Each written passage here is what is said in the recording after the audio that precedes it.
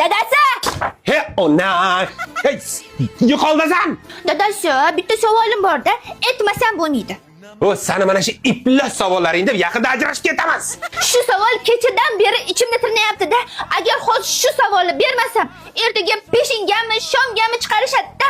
Iltimos xotin, bor o'sha burchak-burchakda o'ynab turgin. Yo'q, hozir aytaman. Savol.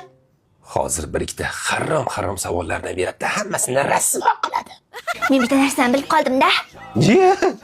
Sen butun mahallada nima bo'layotganini bilarding-ku.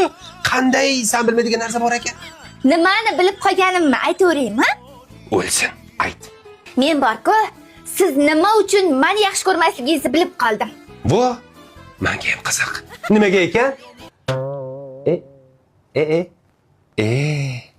Demak, yaxshi ko'rmasligingizni tan oldingiz.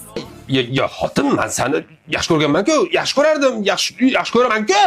Endi meni qaytadan sevib qolmagunizcha ko'zimga ko'rinmang. Tuppa-tuziga o'tirdim mana shu kitobchani o'qib. Bitta iflos savol bilan hammasini rasvoy radd qildi. Xotin? Men seni sevaman-ku. Sezmayapman-da.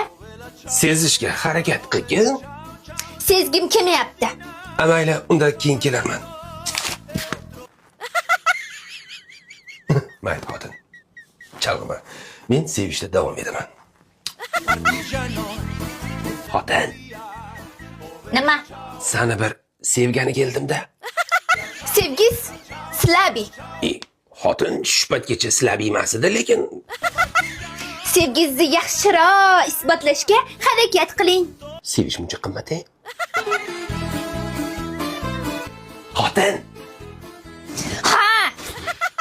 Ha, onangga erkakdan safar qilib bordi. Nima deysiz?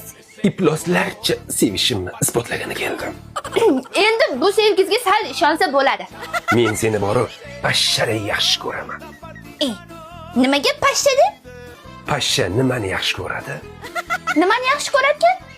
Buni ochiq-oydin ayta olmayman-u, lekin bizning sevgimiz mana shu sevgiga jicha yaqinda. Ta'sirlashni ham o'ldirib yubordingiz-ku. Ha, bo'pti. Xo'sh, savolimga javob topdingizmi? Nima uchun meni yaxshi ko'rmas ekansiz? Nima uchun yaxshi ko'rmasligimni bilmayapman. Nima?